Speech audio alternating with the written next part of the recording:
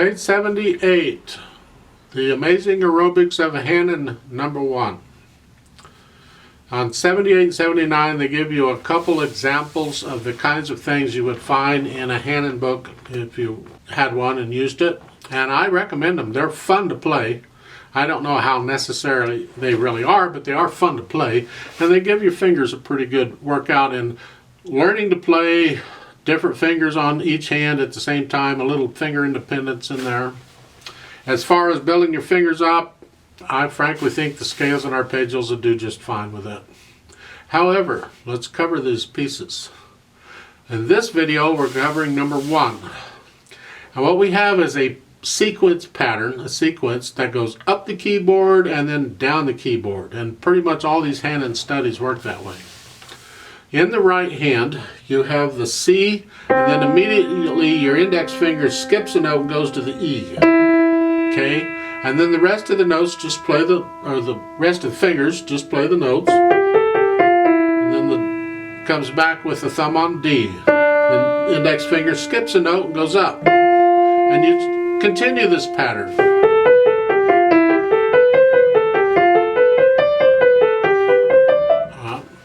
You can continue it indefinitely. In the second line here, in the second measure, they're telling you just continue this pattern until you get up to where your thumb's on a B in the last measure. And then we're going to turn around and come back down. And now you're in the third line, you're a G. Now your fourth finger skips a note and comes down to the E. Each time. That brings you back down. Now you just follow that same pattern all the way back down until the last line, the next to the last measure, you get down to G, and you're here. You end up there. You can memorize this very quickly because it's just one pattern. You're going up and down. The left hand uses the same pattern, but it's sort of in reverse. When you're going up, you've got to start with your little finger, and then you skip a note with the fourth finger. So the left hand going up is like the right hand coming down. And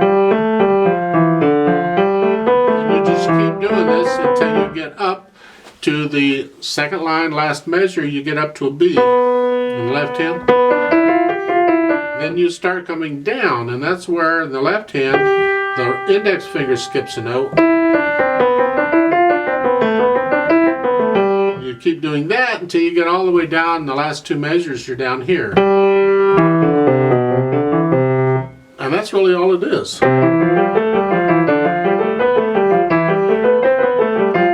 Here's the tricky part. One is I suggest you accent and drop your wrists on the notes. Now, it depends on how fast you're going. I mean, you can do this similar to the way I do the scales, in that you can play this very slowly, accent every note, and drop your wrist on every accent. It's like so.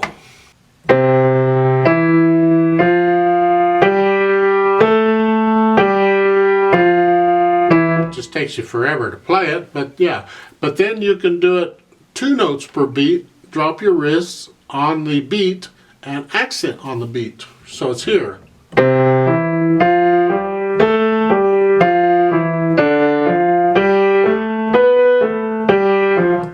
Now it's a little tricky in this one, but you could do 3 notes per beat and drop your wrists on it. But again, it's a little tricky because it's not written in 2.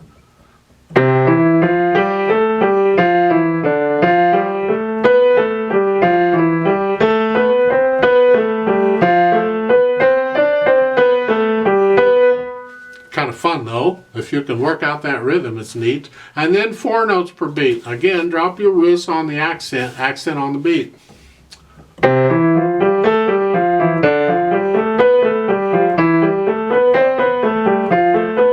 And when I'm playing this, I'm not using the fingers. Do-do-do-do-do. I'm not holding the wrist still.